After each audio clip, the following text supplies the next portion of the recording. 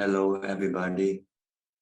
Welcome to another Dhamma meeting where we will discuss the Buddhist practices of charity, morality, and meditation. My voice is a little bit hoarse. As you can see, I'm still recovering from my flu.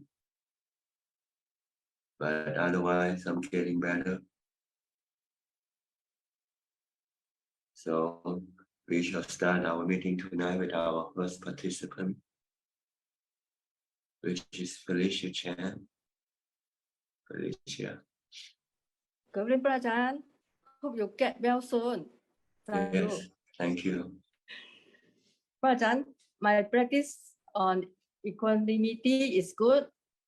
Awareness and wisdom remain strong when I meditate or not. I can see I have improvement every week. Yes, you should.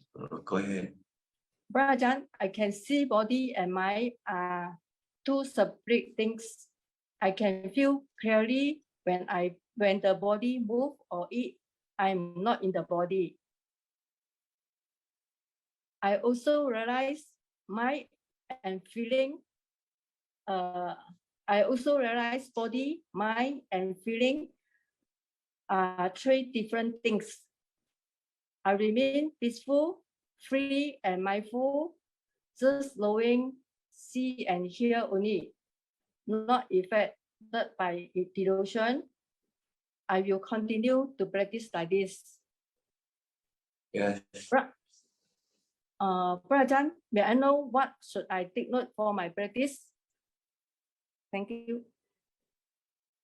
Well, you should try to maintain equanimity under all circumstances, regardless whatever happens to your body, what happens to your feelings, what happens to your emotion.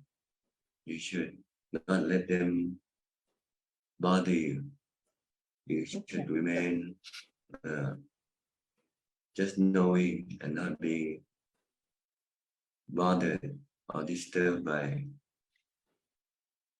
what they come out there. You have to see them as anicca, anatta, something you cannot control all the time. Sometimes you can control, sometimes you cannot. And you cannot, like right now, my body is sick. I cannot control it. But the mind should not be disturbed by the sickness of the body.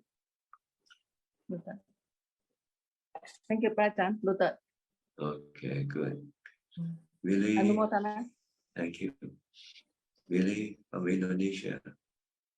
Good evening, Ajahn. Today I don't have any questions. Thank you. Okay, Professor Ken, from Switzerland. How are you? Good afternoon, Ajahn. I'm fine, thank you.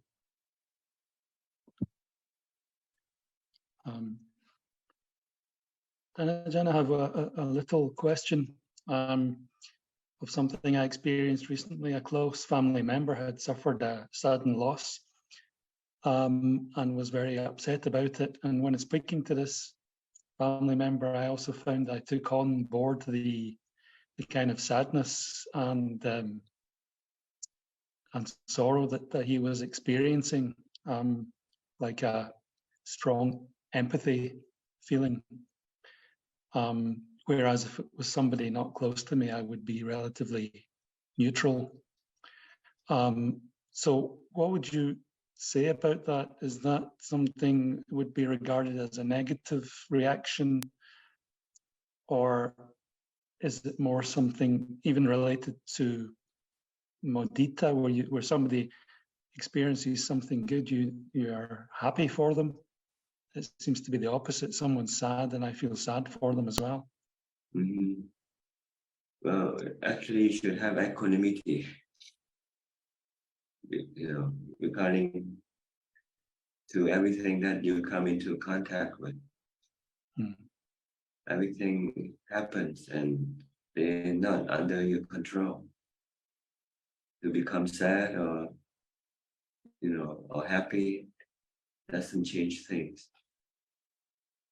So the best thing is to know them for what they are and let them be. But if you have to comfort them or whatever, you can always use, compassion or loving kindness. But inside your mind, you should have equanimity. Okay. But with your action with other people, you still want to comfort them, make them feel good, or whatever you can. So there are two separate things here. One is to look after your mind first. And the best position for your mind is to remain in equanimity with every situation. But as far as your reaction to other people, you can use loving kindness or compassion or mudita, then you use them. But if you find that it's not possible to use them, then you just remain silent. Yeah, I did find compassion was immediate as well, although I was suddenly influenced and I was able to help, so it was okay. Yes, but all your reaction should be based on equanimity. Yeah. Okay. If not, then you become sad with them, like you just mentioned. Yeah. You lost your equanimity. And that's because you don't see them as the natural phenomenon, anatta, no self in them. Okay. We just put a label on each body of us, and then we have information regarding this body, who this person is, what relationship is this person to you, and then you have this attachment to this label and information. And if you have to look on the absolute scale, you have to look at it just like natural phenomena. Like a tree, the body is like a tree, really. It's made from the 4 elements, and one day it will return to the 4 elements. No matter what you do, you cannot stop this process of rising and ceasing, or birth and death. So this is what you want to teach your mind, but then your mind doesn't become overwhelmed by with things around you. Yeah. The problem is we get lost in the label. We forgot to look at the absolute picture. That all bodies are just a composition of the 4 elements. And one day those 4 elements will separate, go their separate ways. Dust to dust, water to water, wind to wind, fire to fire. So this is what you want to teach your mind, because your conventional information takes precedence or take over your absolute information. If you have the absolute information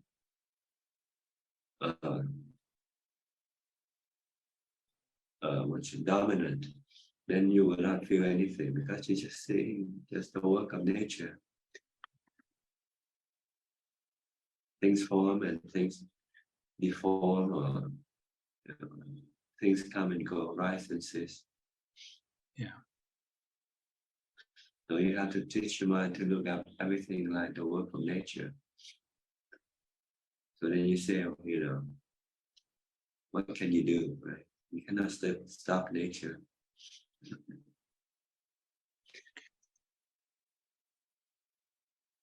And you also have to practice a lot of meditation to have this equanimity, to remain non-reactive. Sometimes you focus on this wisdom part a lot, But if you don't have equanimity, you cannot follow through with what your wisdom is telling you. Yeah. So you really have to do both. Do meditation 50 of the time and mindful wisdom 50. When you come out of meditation and you contemplate on the three characteristics, on the four elements. Everything in this world is made from the four elements. Solid, liquid, or you want to, you want to use scientific names, they are solid, liquid, and heat and gas. And they combine, they form things like trees, human bodies, animal bodies, so forth. But they're not stable. They keep changing, they keep moving. And then one day they will go separate ways. Everything.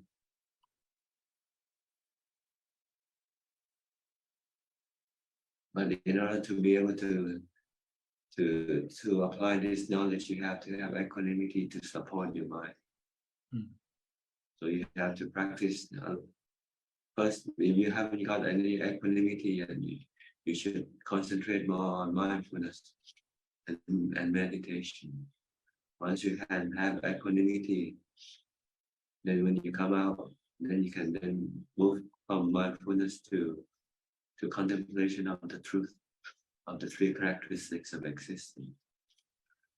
And it alternating with going back into meditation after your mind seems to have lost your equanimity, then you go back and do more meditation. But if you haven't yet got any equanimity, then your first primary goal is to get to equanimity first. Because without equanimity, you cannot apply wisdom. Your mind will not be able to accept the truth, because the defilement is still very strong inside the mind without equanimity.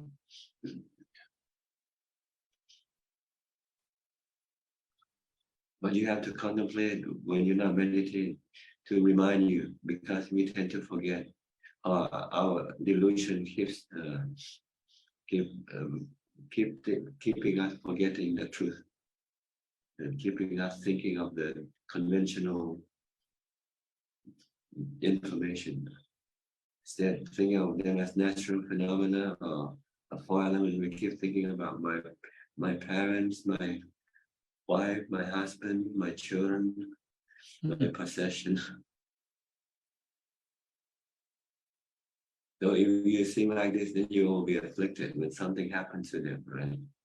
Yeah. But if you can see all the time that they're just natural phenomena, they're just four elements.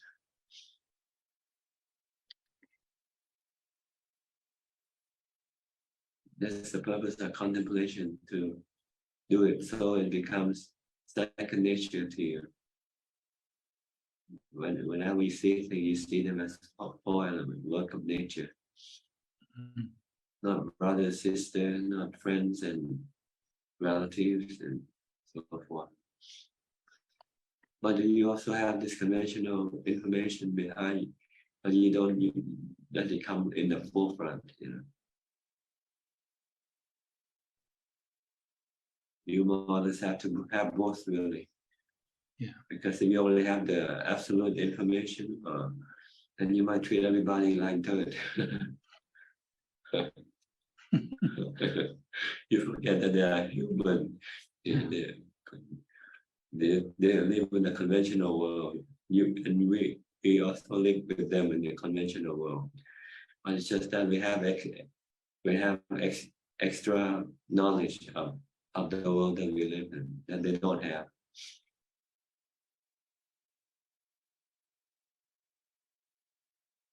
Okay. Thank you, Thanajan. That's very helpful. Thank you. All right. Next, Kok Seng from Singapore. Is my voice okay? A little bit. Okay. Yeah. Not normal. Yeah. Yes. Good evening, Project. Yeah. Your voice sounds very different. So yeah, I was a bit yeah, surprised. Yeah.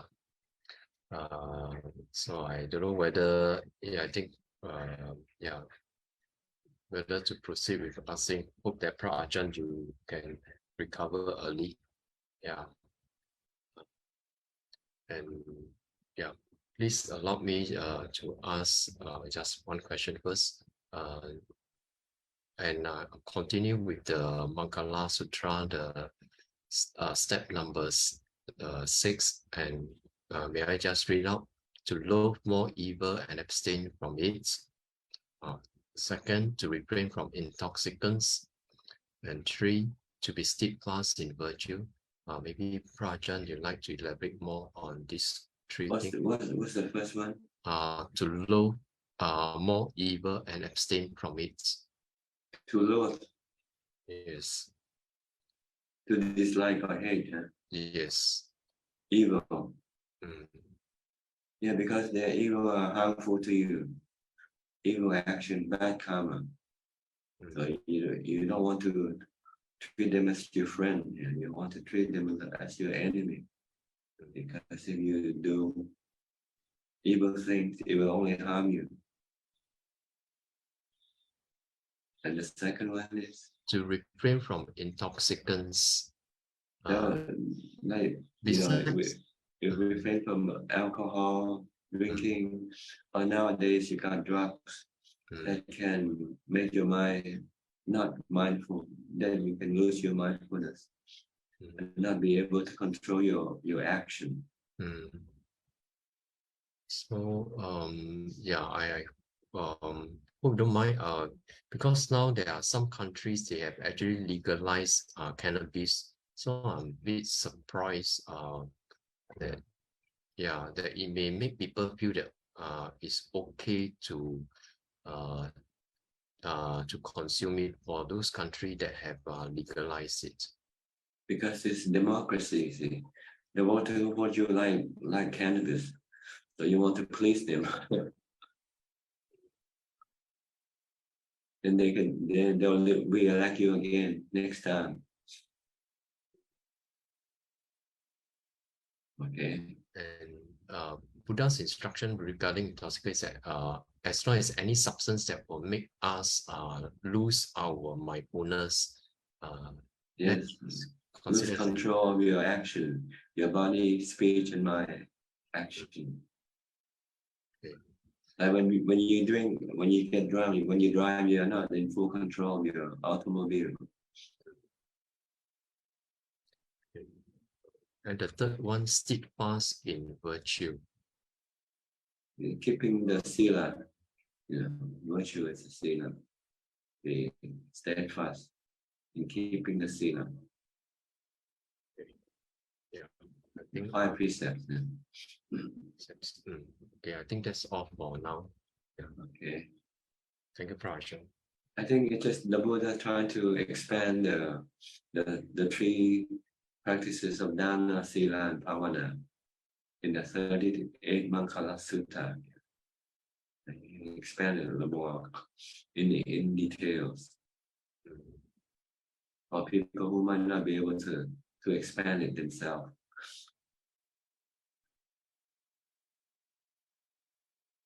So he was talking about keeping the Sila, the 5 precepts.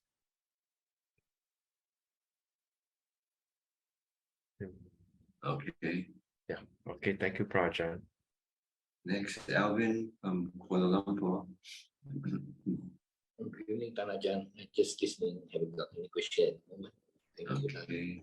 Okay, Yenso from Penang. Ajahn, hope Ajahn recover soon. Yeah, no question, Ajahn. Okay, thank you. Philip from Kuala Lumpur also. Good evening, Ajahn. I hope you'll get well soon.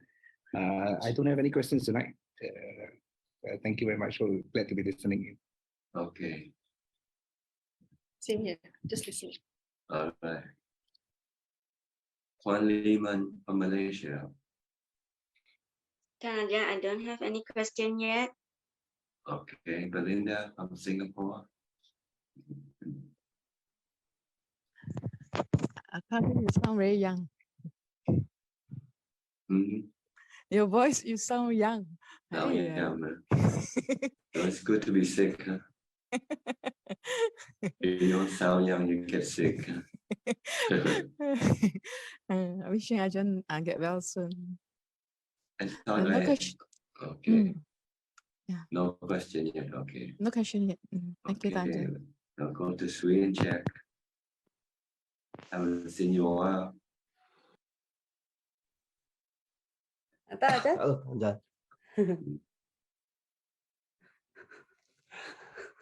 Where were you? Just resting. Busy.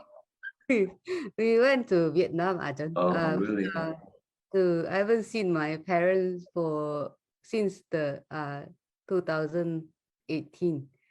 I went to visit my parents. You're from Vietnam originally. No.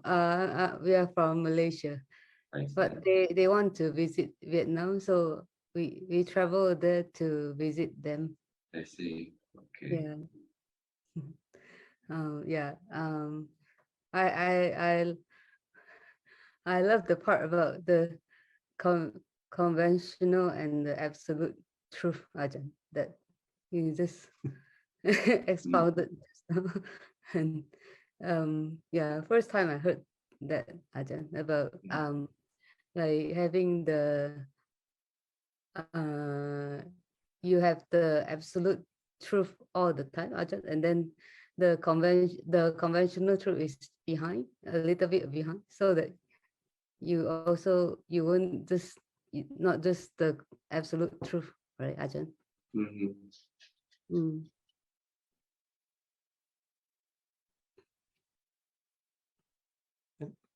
Because if you have the absolute truth, then you can stop all your attachment or your cravings towards things. If you see everything as anicca, anatta, then yes, you know there's nothing you can really do about it. To be attached to them will just be useless.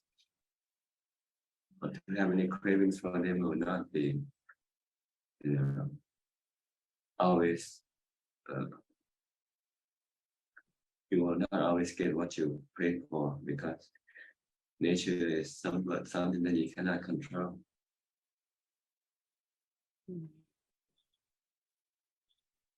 So if you don't want any dukkha, then you don't want to have any cravings for them. But you keep the conventional truth behind is for like practical reason. Like, well, yeah, when you deal with people, then they don't see themselves as the absolute truth, and they see themselves as a conventional truth. Like when you go to Vietnam, you speak Vietnamese. You don't speak other language. You have to speak the same language to people you to follow the rules, but I can't speak Vietnamese.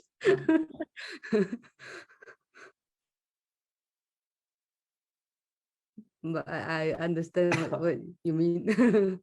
The absolute truth is more for yourself, to let go, to have no attachment or cravings toward anything. But your conventional truth, you have to use it when you meet people, do things with people. Like Ajahn still like have so much compassion to us, and you still have so much commitment to the Dhamma, like come to teach us even though you're not yours, you have the flu. Thank you, Ajahn. Okay, anything sweet? Yeah, Ajahn, just have a question. Do you know what's the reason behind like some that established the school, like Puru school? Oh, I think maybe because he was poor when he was young, and he saw the importance of education, especially with the Buddhist perspective. And he sees the school nowadays in Thailand has gone more international and less religious. So he saw the effect of how young children have lost the basic Buddhist knowledge, like being grateful to their parents, like being respectful to the elders, and like keeping the 5 precepts and things like this. So they don't teach in Thai school anymore. Not like before. We still have this Buddhist teaching in Thai school, but since the world become more global, and the trend is to separate religion from the secular. Wow. So nowadays, children are not teach the moral concept of Buddhism or charity concept of Buddhism, or respectfulness or gratitude to people who are nice and kind to them, like their parents, teachers. So I think maybe this is why he decided to establish a small school, really, just 3 classes, 3 grades, 7, 8, 9, junior. And he also wants to help the poor children from poor families. So I think that's the reason why he established this school. I heard from my friend Ajahn that you recently donated a truck. Is it a truck to the school? They need. It's a pickup truck. Yeah, truck. They can use for sometimes teacher have to report to the provincial authorities. They have to report and send a report to the educational authority in the provincial town, which is about maybe 100 miles from the school. So, and the old truck that they have been used for 20 years, and it's not quite reliable. Sometimes it breaks down along the way.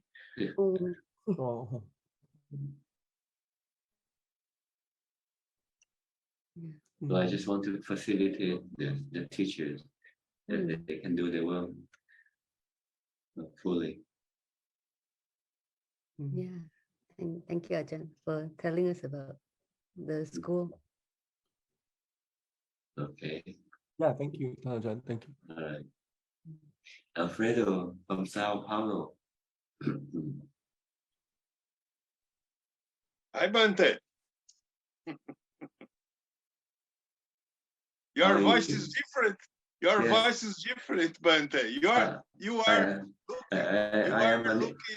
I am anicca. I am anatta.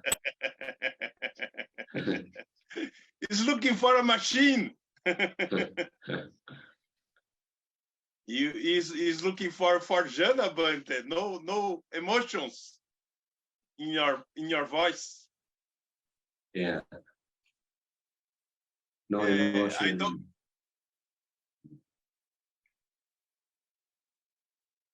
Yes, go ahead. I don't like, but is beautiful. No emotion, Bante. Is more enlightenment. Is more no asavas. Your words is perfect with a tranquility voice. Is perfect to understand Dhamma. But last week are talking about neutral feelings, the voice is more neutral feelings, né, Bante? It's different our word, né, Bante? Well, like I mentioned before, feelings and equanimity are not the same thing. Equanimity is the state of mind that is devoid of any emotion like love, hate, or fear. Yes. It's not neutral feelings. Okay. Yes. I understand a little, Bante. Yeah, you have to practice meditation to get to Ubeka, and you understand. Yes. What the mind is like when it's become perfectly still. Yes. The feeling is a result, né, Bante? A cause and effect, né? The feeling is a product of Upeka, né, Bante? Is a cause and effect, né?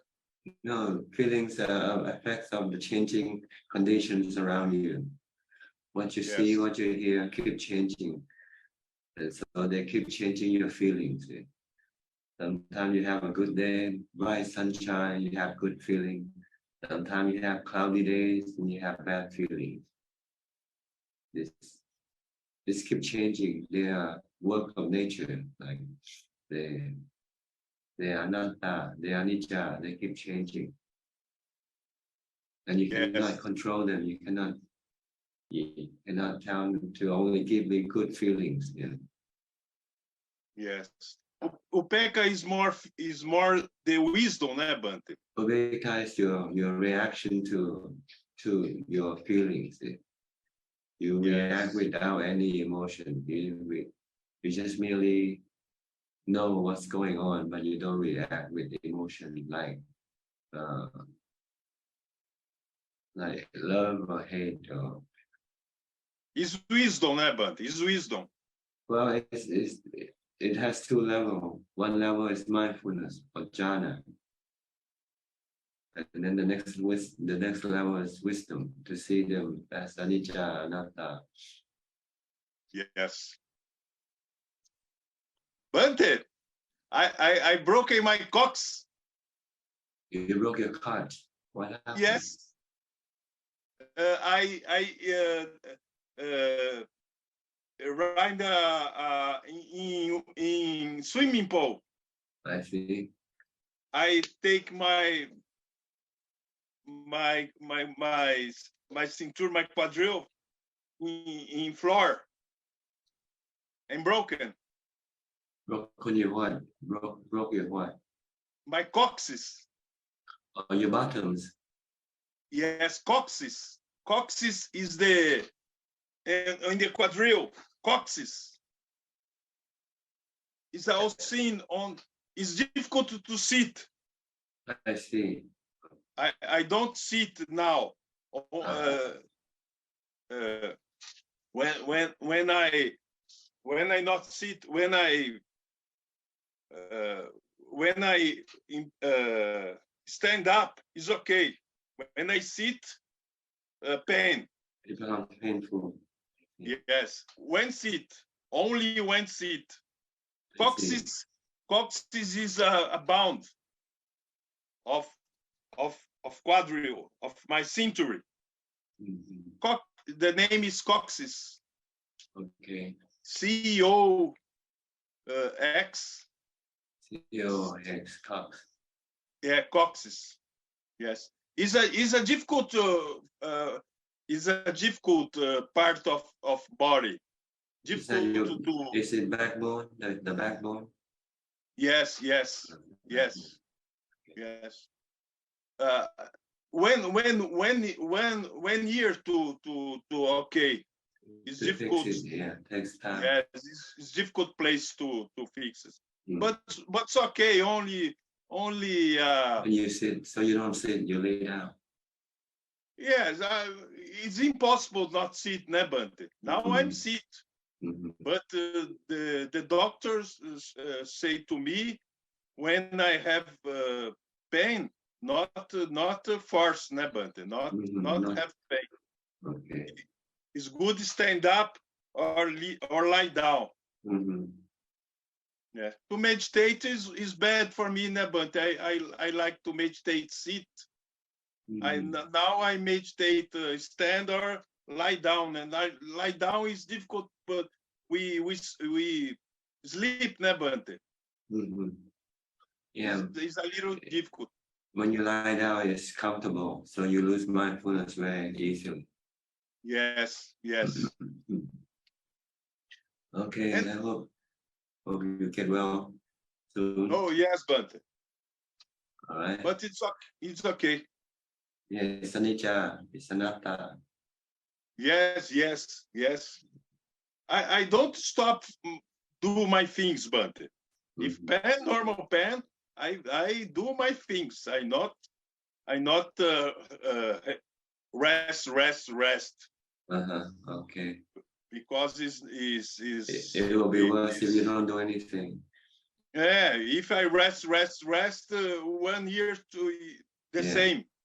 Is not Cox is difficult to place. Yeah. But it's okay. Okay. Good luck to you. Okay, thanks for explanation about wisdom and upeka. Okay. I confund upeka with feelings. With upeka is bad feelings or good feelings or neutral feelings. And upeka is more wisdom, né? But upeka is more height. It's more height, né? Yeah. Excuse me. Okay, next, Pia and Indira from Toronto. Hi, Bante. I can hear your voice. Looks like you got laryngitis, most likely viral. So maybe the resting the voice might be good thing at this stage. Maybe I don't want to ask too many questions today. Okay. So, yeah, leave it to Indy. Yes, Bante. Please take good care of yourself, and thank you so much for coming today. So that seeing you itself is a huge blessing. Thank you. Okay, no comment, no question today. I have a few questions, but I don't want to tire you. Don't worry, it's okay. Okay. So when you talk about equanimity, I think it's a kind of a that too is a perception. I guess it's not emptiness yet. It's approximate to state of emptiness, but it's not there yet. But it's also, it's a kind of a when the mind becomes fully satisfied, fully fed with the rapture of jhanas, rapture of bliss, mind, like after having a good meal, like soon after you feel that's it, like feel just, you don't react anymore, you don't need anymore, just like satisfied, that's it. Contentment, yeah, it's fully. Yeah. Is that the kind of a perception you kind of I mean, that's the best way to, it's hard to describe it, I believe. Yes, but it's contentment, really. Ubeka is contentment. You feel full, you feel satisfied, you feel you don't need anything. So the jhana is actually feeding the mind, because the mind is still with contentment, but only temporarily. Temporary. After you come out, your defilement start working again. Your cravings start to work, and so you feel you need something. Yeah, hungry again. So Bante, the other question, like a very quick one, is now we talk about absolute truth. I think we touched this last time. I asked question before, how to be in that absolute is very hard because we live in the conventional world. Also, people can get angry and annoyed when you talk about convention, like the absolute truth, to a person who has little wisdom. For example, so it could be a wrong speech, and that case, for example, it is true, but it's not beneficial, and also it's not timely. So therefore, it's when you, I mean, then they might think you are not compassionate. You are like too rough. You're trying to push your, whatever and so you got to be careful. I guess you have to be very sensitive to applying the absolute truth to the conventional world. I guess so. It has to be very subtly introduced. I mean, does it make sense? Just you know, you don't really have to tell anybody about it, really, if they don't ask you. If they don't ask you, it means they don't want to know. Unless they are so it's wrong speech there. It's good speech, but it's not the right time. It's the right timing. Yeah, timely. true. It's true, but not beneficial or timely. Yeah, it's useless because the person who listens doesn't want to listen to what you have to tell. That's all. Yeah, they might think you are crazy. Yeah. They might want you to talk about the stock market or what to invest in. Golf or something. Yeah. Yeah. So yeah, we have a. I mean, so it's a Kalyana Mitra is the only one. I guess is there. If you pick a Kalyana Mitra, that's okay because he's interested in Dhamma. He's the one who wants to progress in the path. But other than that, it's very difficult to have a conversation about. So you have to still in a way you are living in a delusion, like you're feeding. I talk about, say, somebody talks about game of golf or something like that. So you carry on with it. It's like inside your heart, you know, it's a waste of time, but you just have to carry on with it because you live in the conventional world. But the absolute truth is something. It's a perception of the feeling of playing golf, and if they are rejoicing on whatever a thought or a label they had before, like a perception, right? But you can't really tell them off. So you still have to carry on with it. Well, you have to wait for someone to come and ask you what's the absolute truth. Then you can tell them. That's what I tell. And you don't have to, right? You know it, you just can be with it. Like, you know it, that's all you need to know, right? It's a wisdom that takes you there through equanimity, I guess. You don't need to share if it's not necessary, right? I guess. We share to those who want to be shared. That's right. And it's also like, sometimes it's like giving money to somebody who doesn't want it. What do you do with the money? You put it back in your pocket. Right? That Right. is true. That is true. And it can be like they can get irritated and get angry too. Like maybe it can happen. Like I've done this before. I've stopped doing it anymore because. That's one of the tendency of Buddhists. When they start to learn something different, they want to share it with other people. Yeah. Not even knowing whether the other people want to listen to it. Yeah, To exactly. you or not. After a while, you learn through your experience. It's not necessary. The more you practice, the more silent you become. Because you belong to the silent majority.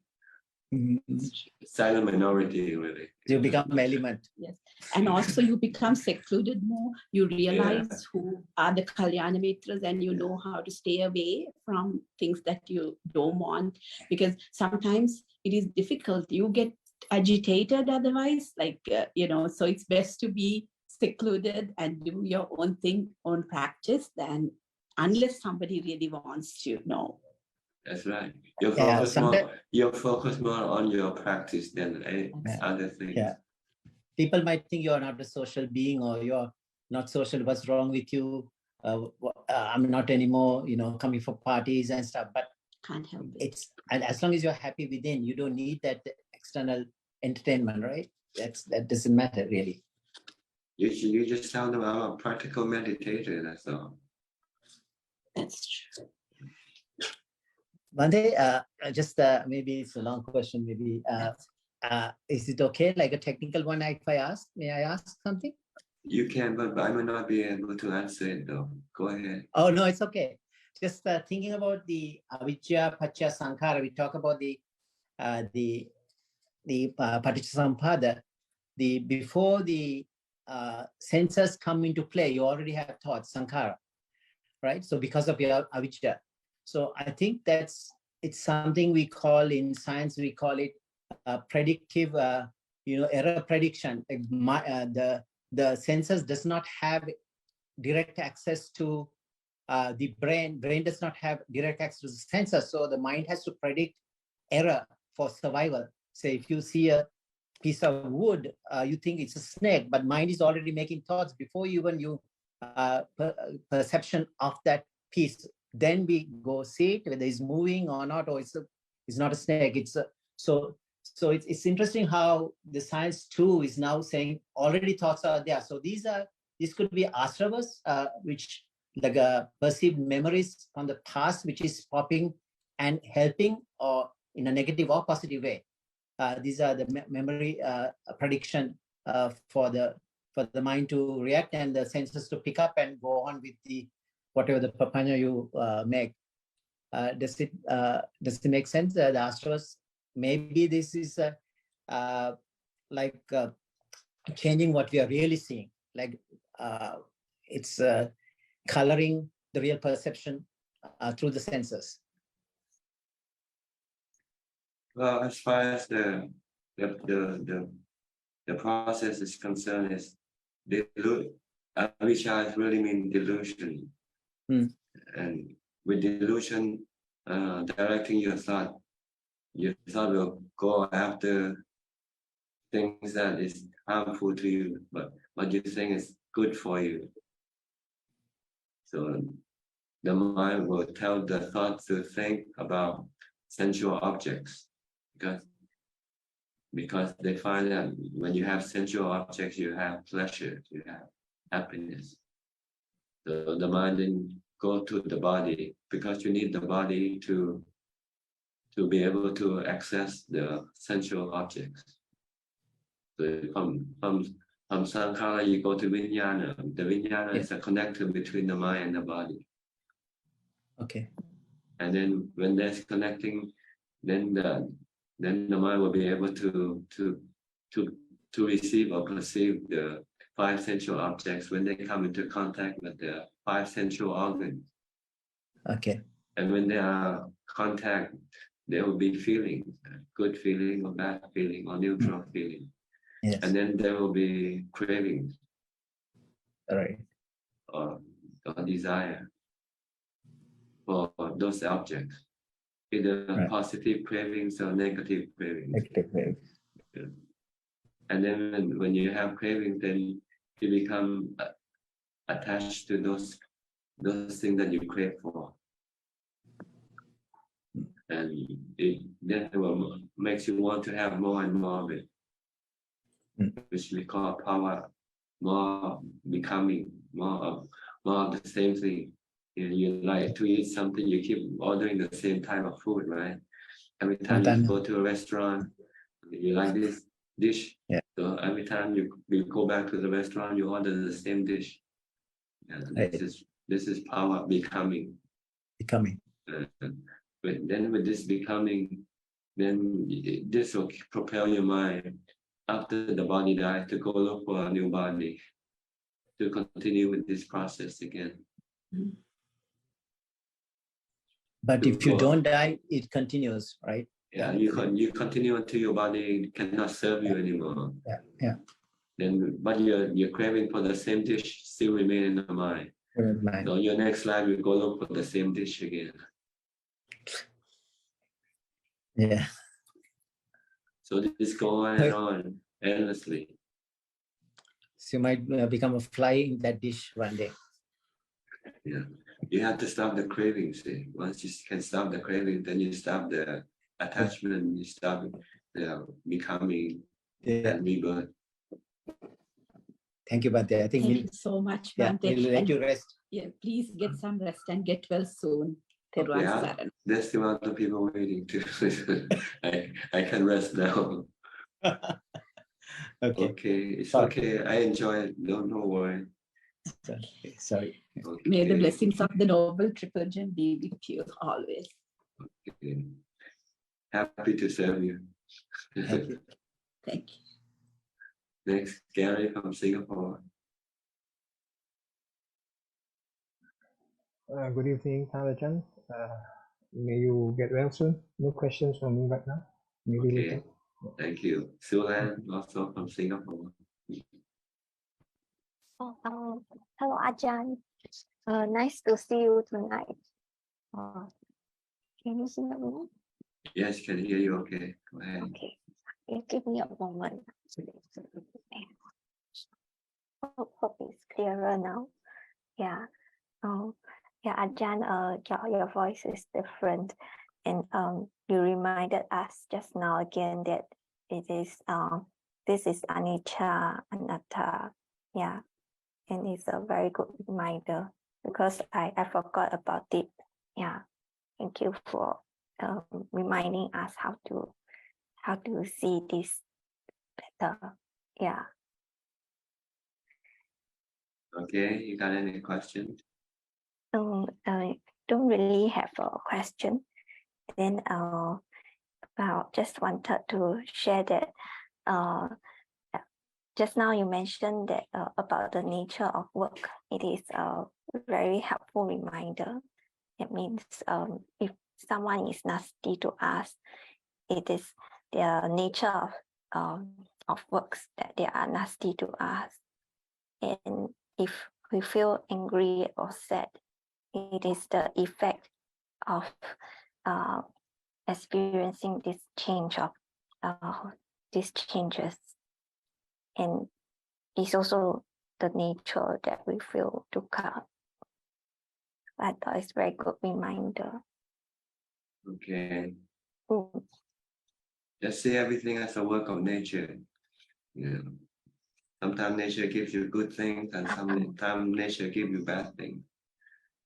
Nature gives you good people, and sometimes gives you bad people. Yeah, nature gives us good people and bad people sometimes. Yeah. You have to learn to cope with it. Mm. But if you can meditate and have equanimity, you don't need anybody. You can be happy with it by yourself. Oh. Mm. So that's where we want to go, is to practice until we have equanimity or contentment. Then we don't need anybody, good or bad people, doesn't matter. Mm. Because we can be happy alone. Mm. Oh, this is a powerful statement. I should write it down somewhere, because somehow I still my heart still clings that clinging on that I need to have someone to be happy, and it's not a good thought to have. Yeah. Okay. So it's a good reminder. All right. Yeah. I'll go to the next person. Thank Okay. you, Ajahn. Oh, Next, okay. Kuntipawan from Idaho.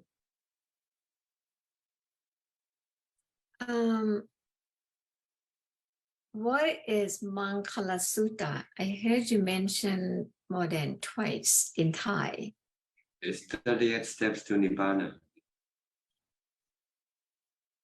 38 steps to get to Nibbana. I see. So if you follow the 38 steps, you get to Nibbana eventually. Thank you. Okay. May you get well soon. Okay, thank you. Diana from Wales. Did you enjoy the coronation? Whatever. I did. It was wonderful. Did you see any? No, not at all. Just saw some photographs in the newspaper, in the news feed. I didn't go watch it or anything like that. No. Lots of history. It's like watching a show, really. It's just a show, really. Lots of horses and lots of soldiers. It was good. I've been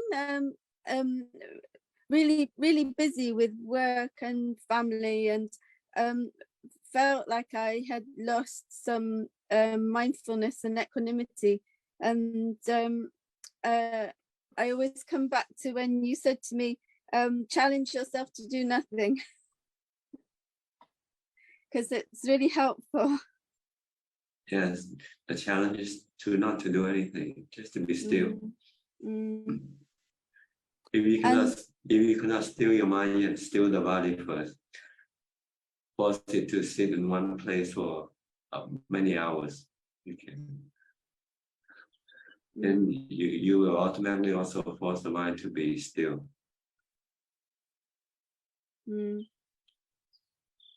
And I've also been thinking about cravings and how insatiable our sensory cravings are.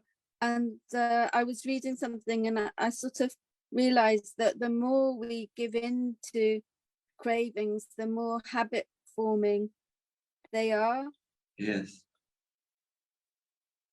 The more you crave for something, the more you want more and more. The Buddha said the cravings have no limit. No. The Buddha said the ocean, regardless how big they are, they still have shores. But with craving, there's no limit, no shores.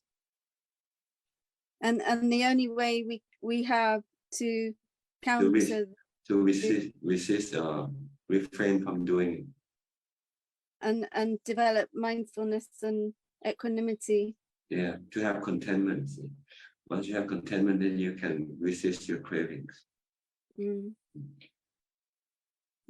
I'm reading your biography as well. So I'm at the beginning when you spent the year at home before you took your vows. Ordination, yes. Yes. So I was fortunate to discover that my problem is my cravings. So I know my enemy from the start. Yes. And when I read the Four Noble Truths, I said, okay, the Buddha said exactly this. Your craving is your problem. Not anybody. Yes. Yes. Yeah, comes from inside. I hope you are better soon, Tanishan. It's up to nature, really. If nature wants me to be better, I'll be better. If it doesn't want me to be better, I won't be better. But I can take it both anyway. Because I have no choice. With nature, you have no choice, right? No. Okay. So don't worry. Just keep calm and have equanimity, and then everything will pass. Good or bad things come and go. But your mind rests in peace and contentment. That's all you want. That's the safest place for the mind to be. Because nothing can touch the mind once you have equanimity or contentment.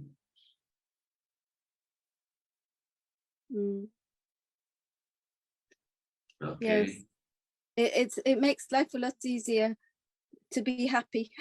Yeah, it's so simple, but we just don't like it. We like something complex to make us happy. We need to have this and that. We have to have lots of things to keep us happy. But in fact, you don't need anything to keep you happy. The less you have, the happier you will become. Yeah, they are all burdens. Yeah. When you have it, they become part of your possession. Then you become attached to them. You worry about them. And when you have nothing, then there's nothing to worry about.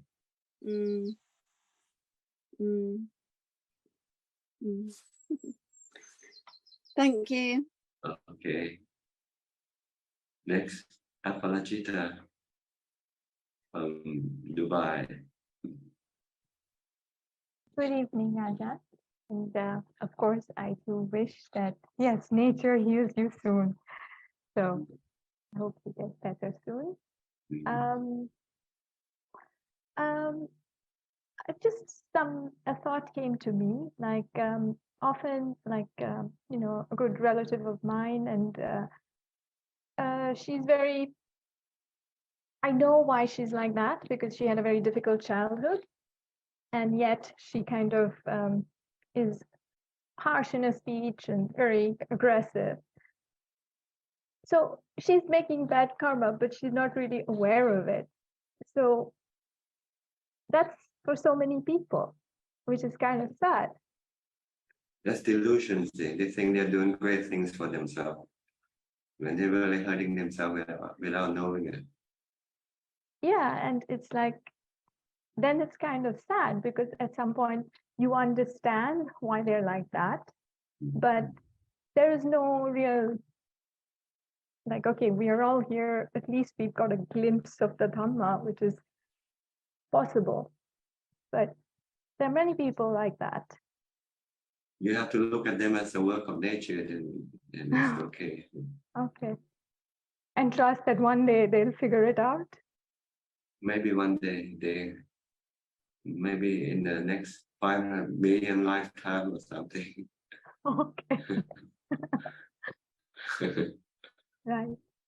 Yeah, I guess. Or maybe one day they might run into the Buddha, and maybe the Buddha will say some word and that can wake them up from the delusion. Yeah. Well, that's magical then.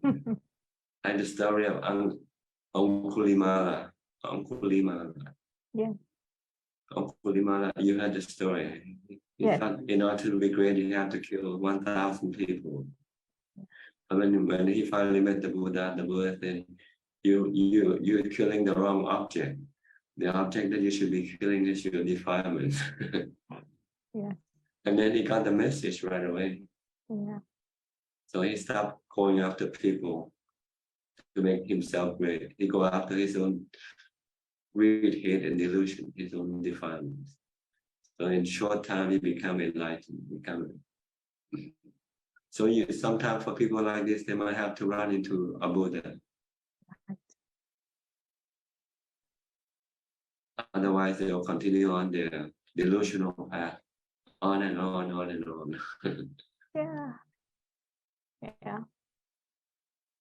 But let's not worry too much about other people. Okay. Worry about True. ourselves. True. Yeah. Yeah. Thank you.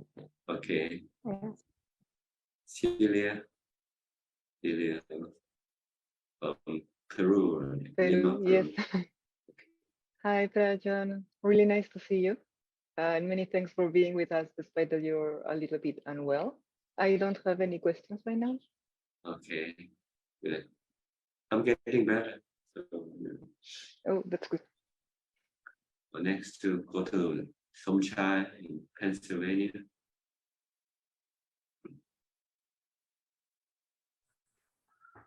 Okay. Yes, Captain Pajan.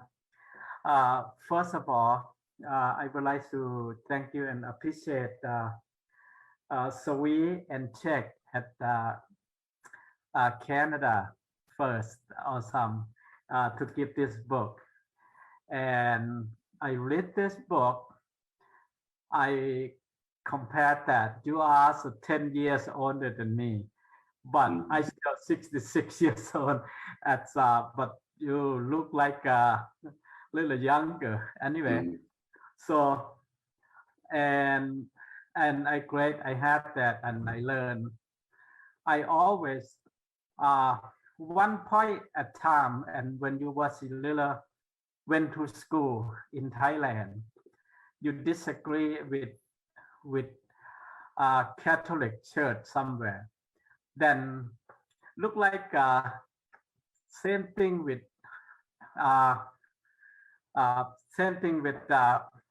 like Edison to so they can get out of school, and also Tesla disagree with Edison also about that.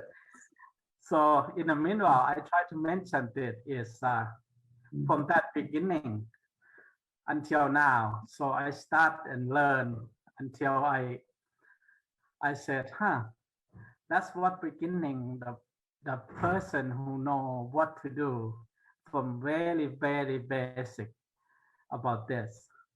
So I try to say, and I try to mean it that said, it's anything not make sense.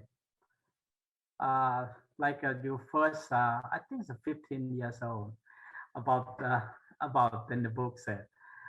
Then 15 years old, it's something not make sense. You will not you will not get along with. So I read this and I thinking about that all the time. I read all of this, but some of them I can remember, but not all yet. So I would like to say in my mind, and I also thinking while I'm asleep, I try to get meditation and try to calm me down. Like you said, the body, or you cannot control, and also all of my kid, you cannot. It's not all yours. It's not.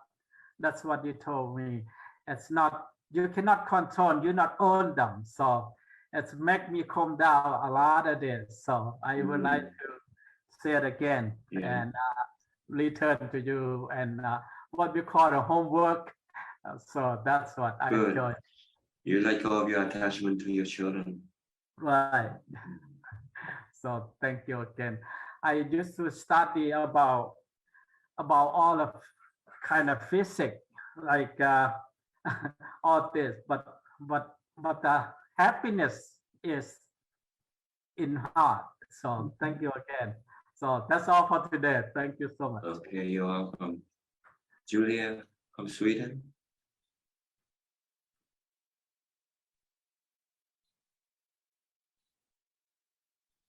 Hi, Bante. Yes, can hear you. Can okay. you hear me? Yeah, Okay, perfectly. So I was wondering about the 10 precepts. I sometimes follow the 8 precepts, like once a week or something, but like long term, I'm interested in this 10 precept option, and then okay, go ahead. And then you're not using money. So I was wondering, is there some way to practice that also periodically, or like before you take the vow, somehow lessen your attachment to money? Yes, you have to be where you don't need to spend money to apply this precept. Like if you become a monk or become a novice, then you're provided with the necessity of life. So you don't need to have any money to go shopping for food or clothing or anything like that. But if you're not ordained, as a monk or novice, then you have to still rely on money. But you can use it just for the essential, not to use it for your sensual pleasure. That's all.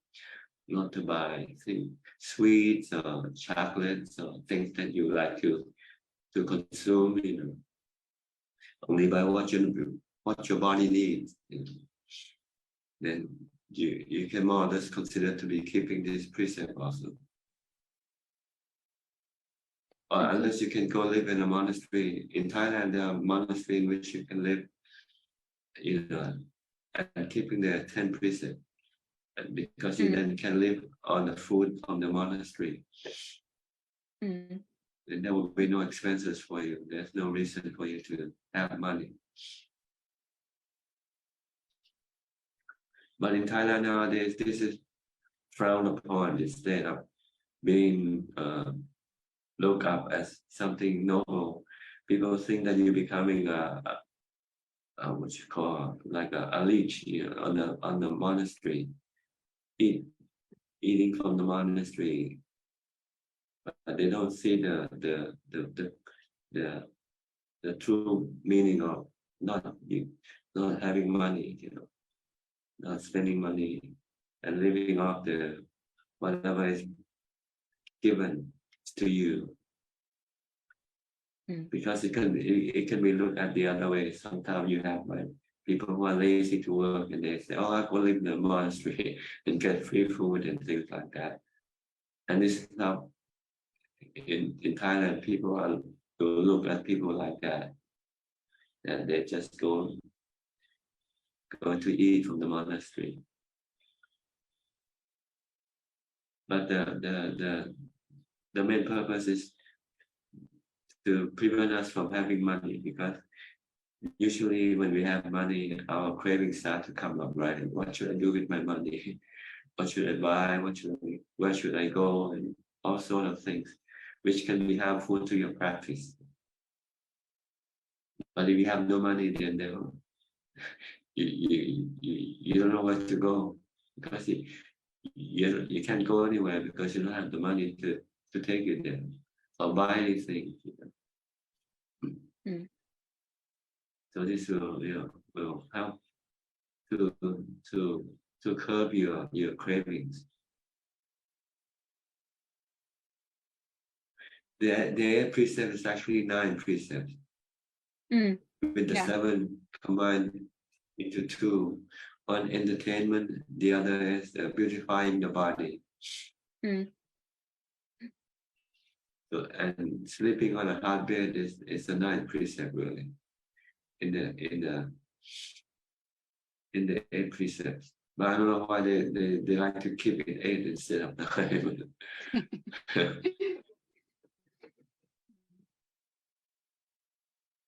You can try it if you want. Say, today I'm not going to spend any money, not shopping online or do anything like that. Or buy only things what your body needs, and not what your craving needs. Buy it out of necessity, not buy out of cravings. This will help you. This will help you save a lot of money. So when you don't spend much money, then you don't have to work much to earn money. Then you have more time for your practice.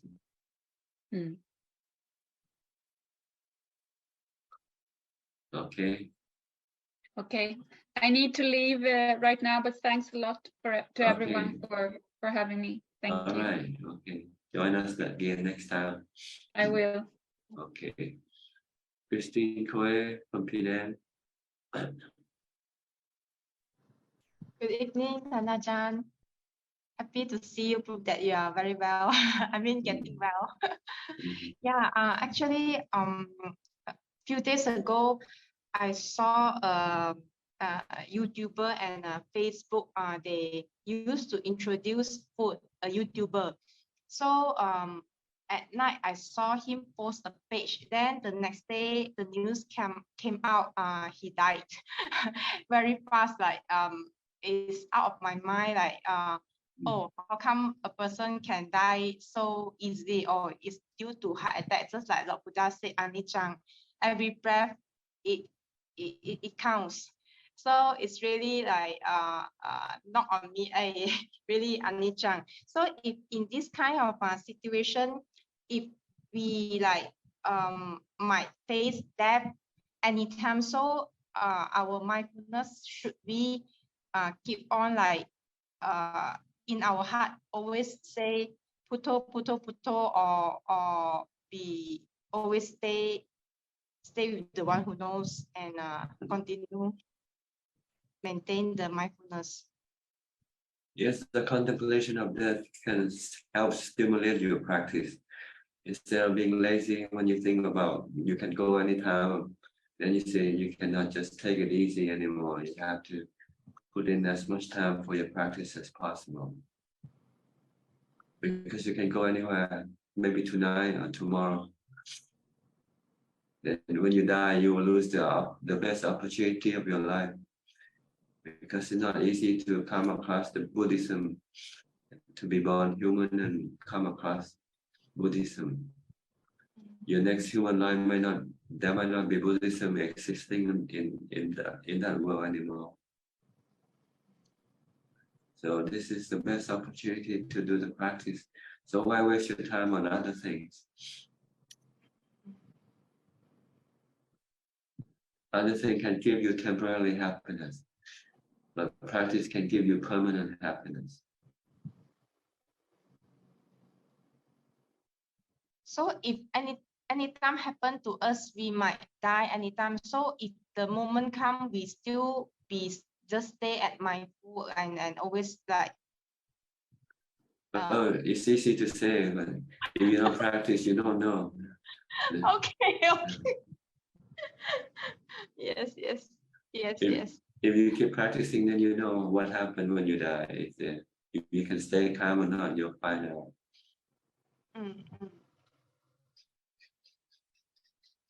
Okay. Thank you, sir. All right. Next, Sirion.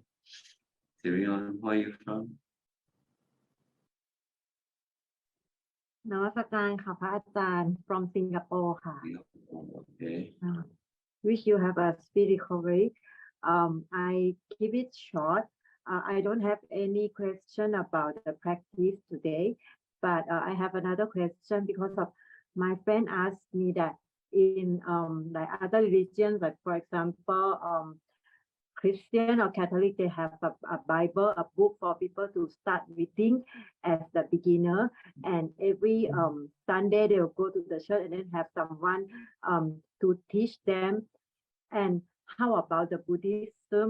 What book that do you recommend the person as the layman to start reading on that?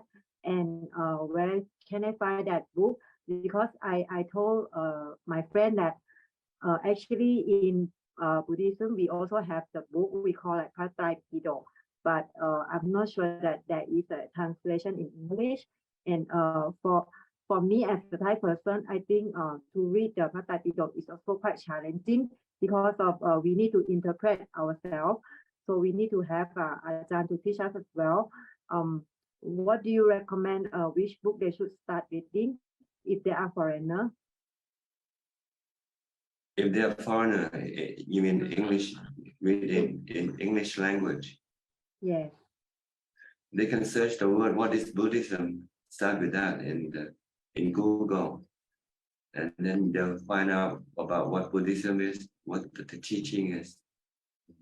And is there any like a special book as a reference, like for example, like a Bible for Buddhism? Well, see, the Bible for Buddhism is the Tripitaka in time called Phat Thai Pidok. Yes, correct. But it's a very huge volume, not easy for beginner to get into. So they have people who will try to condense the teaching.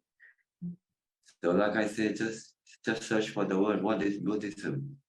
And then they can find and start reading from there. And then they can expand their search for more. Once they start reading something they don't understand, search for the word that they don't understand.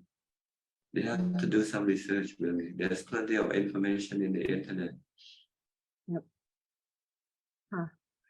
Or if they like, they can go into my website, Suchart.com, and download my books from there. ค่ะ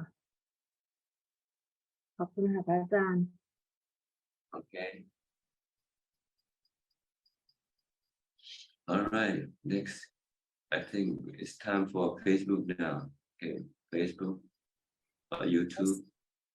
There's one question from Facebook, Ajahn, and the question is from Lee Tek Hua. Hi, Ajahn. What is Buddha teachings on filial piety? What is the best way to practice filial piety today? Thanks, and may Ajahn have a speedy recovery. You just have to serve your parents. Treat yourself like a servant. Look at your parent as your master, and try to serve them, help them, whatever you can, and respect them. That's all, Ajahn. That's all. Okay. We have more questions from the room. Raise your hand, and we can go to you.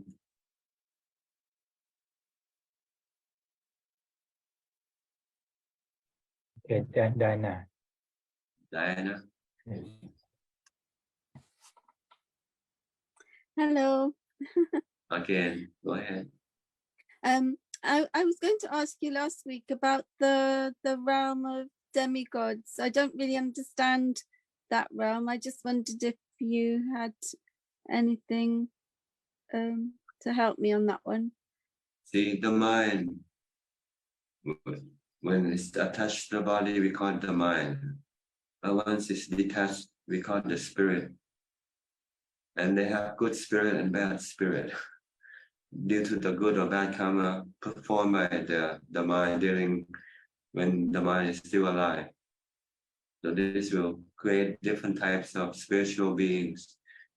Some depends on the intensity and the amount of good or bad karma the mind did in when it's still alive, when the body is still alive. So we have different type of spiritual beings, and we give them names like hungry ghosts, and we call them angels or Brahma, or these are the names of the spiritual beings that we that they become once they die, depending on the good or bad karma that they did. Like if you in this lifetime you did more good than bad karma, then you go to the heavenly parts of the spiritual world, which can have many levels depending on the amount of good karma you did, like charity, morality, or meditation. This will give you the heavenly type of spiritual beings, will make you heavenly spiritual beings. On the other hand, if you do more bad karma, then you will be in a lower realm of existence. Your spirit will become like a hungry ghost or hellish being, because the bad karma will produce a lot of suffering in the mind. So this is what we are after we die, whether we like it or not. So that's why the Buddha say, avoid doing bad karma and try to do good karma. Then your mind will become a good spiritual being, happy spiritual being, which we call heavenly beings. If you did bad karma, then your mind will be bad spiritual being. So this is what the mind becomes once the body dies. One is separate from the body, because the mind doesn't die with the body. The mind now is attached to the body, not being part of the body, it's just attached so that it can receive information from the body, from the sensual organs of the body. That's why the mind can see and hear just like the body does. But the mind knows what it's seeing, but the body doesn't know what it's seeing. The body is like a camera. It takes picture, but it doesn't know what picture it's taking. It's the one who takes the photograph, who knows what kind of picture the pictures are. That's all. That's how the mind and body works. The mind depends on the body in order to access the sensual objects, because the mind is addicted to sensual objects. So they have to keep having new body. Once this body dies, it will exist as a spiritual being for a while until the good or bad karma that set it there expire. Then they will then come and get a new body. And then continue the same process over again.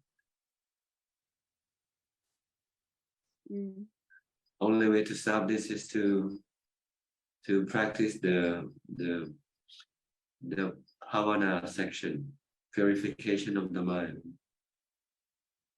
using samadhi and wisdom. Then you can get rid of the cravings that keep the mind attached or addicted to sensual pleasures. But it has no sensual cravings, then it is not addicted to sensual objects. So it doesn't need to have a body anymore. So it doesn't take rebirth. It exists as a spiritual being forever. And happy, being alone and happy, with contentment.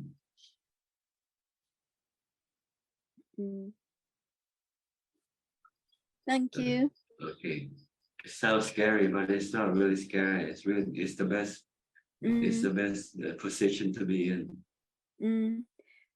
I understand. I feel I understand, like hungry ghosts, when we just keep wanting things. Yeah, you're becoming a hungry ghost. Hungry ghosts already. Can't stop eating, can't stop wanting. I just wasn't sure about the demigods realm. I didn't really understand the concept. I'm not sure either, because the word demi, what does the word demi define? It's like smaller gods. Yes, Yeah. yes. Okay, there might be the happy gods, but they're on the lower scale of existence. Not like the Brahma or the Devas. These are more higher spiritual. More. Yeah. Yes, maybe. Yes, that makes sense. That's all. It's all the mind, the spiritual being that we become, depending on our good and bad karma. Yes, it's good to think about. This is why we're gonna be when there's nobody. You can already have a taste of the spiritual world when you go to sleep. When you go to sleep, the body dies temporarily, right? You cannot use the body to access the sensual object. So the mind has to rely on the good or bad karma. No cravings when we sleep. You have cravings. So you need to have what we call the sensual objects, the mental sensual objects, not the physical one. The ones that you maintain in your memories. That's why you dream, like you dream of having a good meal or going to places. You still have cravings. Yes. But you cannot control these dreams because it's under control of your good or bad karma. If you have good dreams, it means you have more good karma than bad karma. If you have bad dreams, it means you have more bad karma than good karma. Right now, you're still alive. You can do something about it. If you think you have more bad karma now, you should try to do less bad karma and do more good karma.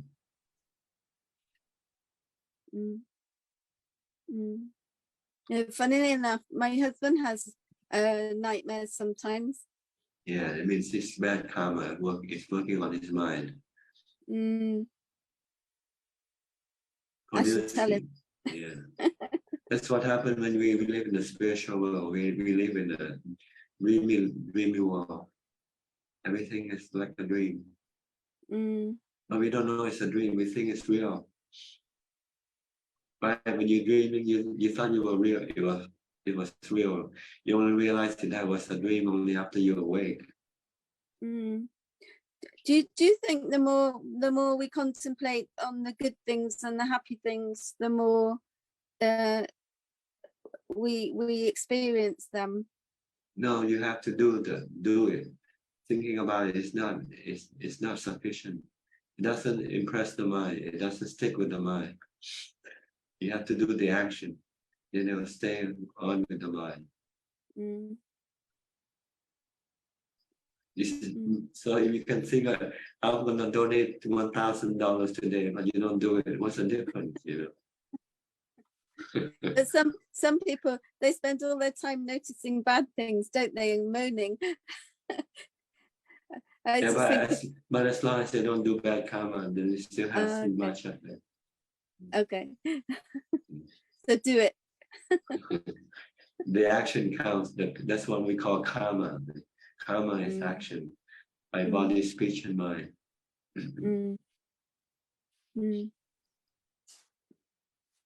Okay. Thank you.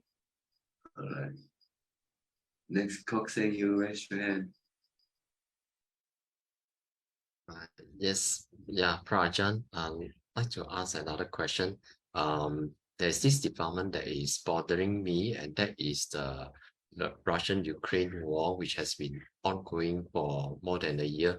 So there is this irritation at the back of my mind, thinking, oh, why the war still haven't ended, and the war has been the cause for a lot of the inflation, prices going up and so on.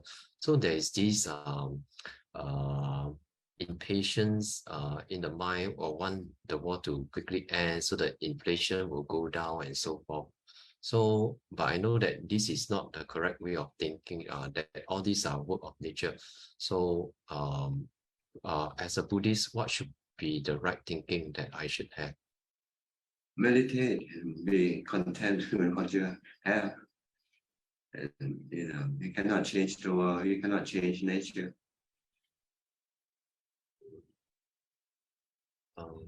Sorry, Prajan, when you say meditate, are you referring to the contemplation meditation? Mindfulness, both really. First, mindfulness meditation. Then after that, you use contemplation meditation to teach the mind that everything that exists in this world is just a work of nature, something you cannot interfere or change. Then your mind will become peaceful and accept things as they are. Right now, your mind doesn't want to accept things. Your mind wants to change things, right? You want to change the world. Can you stop the war? No. Okay. So you become stressful, restless, and agitated. Then you can see that this is the work of nature. There's nothing you can do about it. Then you let go. Say, okay, let it be. It's like a storm. You don't like the storm, and it happens. You cannot stop the storm. One day the storm will run itself out. No worries. We have First World War, we have Second World War, and we have all kinds of wars. After this war, there'll be another war somewhere else. This is the work of nature, created by the defilement. This is like created by our defilements, our craving.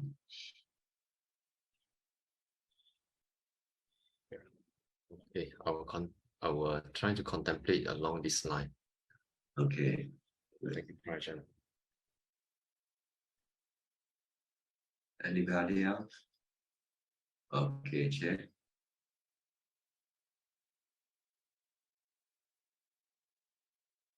Ajahn, just now about the filial piety, you said that we should treat ourselves as a servant.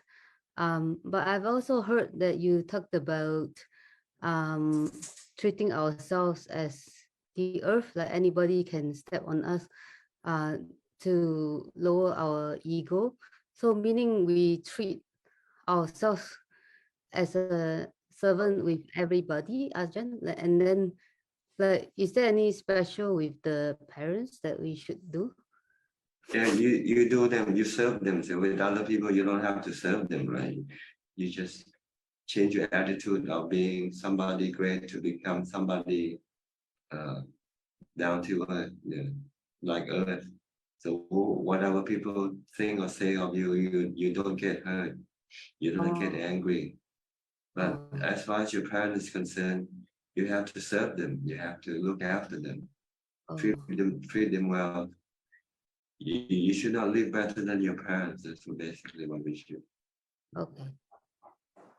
And respect them also. Oh, that's what you mean. It's like with other people, we do. We don't have to. We just change the attitude. Change the attitude. Oh. But with our parents, we have to. Besides the attitude, we also have to put it into action. Okay. Thank you for the clarification, Ajahn. Thank you. Did you feel pity when you met your parents? You end up quarreling with your parents? Never. I try. I try very hard. I think I think I'm good as a daughter.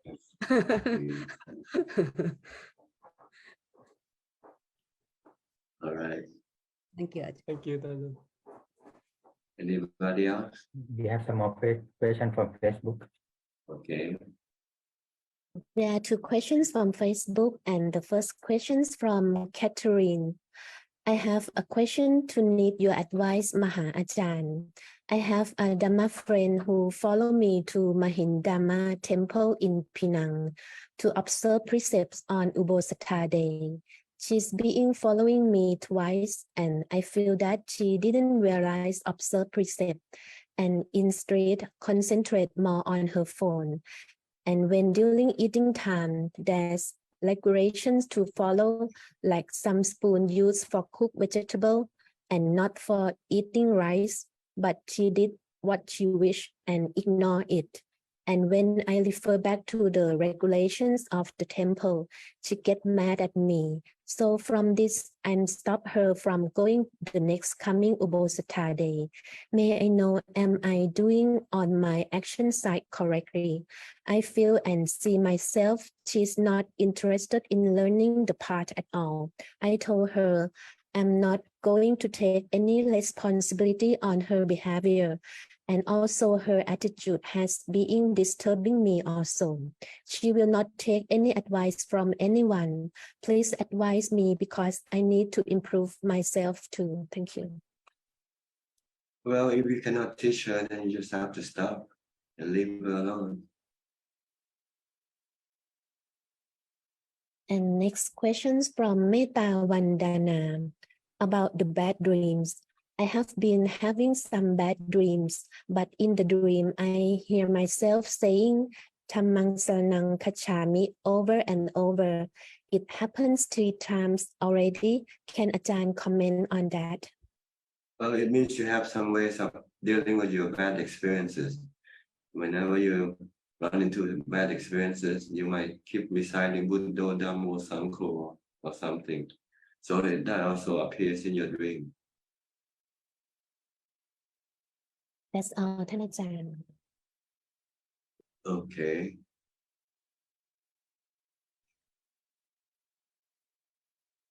Looks like everybody's happy tonight. Everybody's happy to let me go and take a rest. Okay. Well, thank you very much for your participation. I hope this meeting can help you understand better and practice better. In the meantime, please stay safe, stay mindful, and keep on practicing. And if all goes well, I hope to see you again next week at the same time. Thank you and goodbye. Thank you, Ajahn. Thank you, Admin. Thank you, Kunlo. Bye, everyone. Bye, everyone. Bye. Thank you, Dr. Nook. Thank you. Yeah, thank you. You too. Don't want to give my book. Don't want to give the book. So thank you so much. Thank you so much.